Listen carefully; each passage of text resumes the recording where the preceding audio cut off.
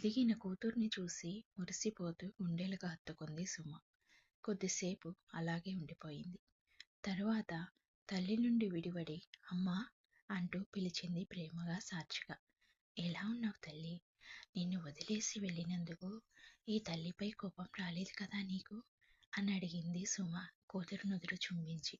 లేదమ్మా, నాకెందుకమ్మా కోపం నీ మీద? ఇంతకీ నువ్వెలా ఉన్నావమ్మా అని తల్లిని కుశలం అడిగి, అమ్మా నాకు ఆకలిస్తోంది, నీ చేతి వంట తిని ఎన్నాళ్ళయిందో, ఏదైనా చేసి పెట్టమ్మా నాకు నీ చేతితో అన్న కూతురు మాట విని మురిసిపోతూ, హా, నీకిష్టమైనవన్నీ చేసి నా చేతితో నేనే స్వయంగా తినిపిస్తానమ్మా, రా అంటూ వెళ్ళింది సుమ కూతుర్ని తీసుకుని. మనోహర్ అందర్నీ చూసి వచ్చి హాల్లో సోఫాలో కూర్చున్నాడు. ఇప్పుడు నా ఇల్లు కలకలలా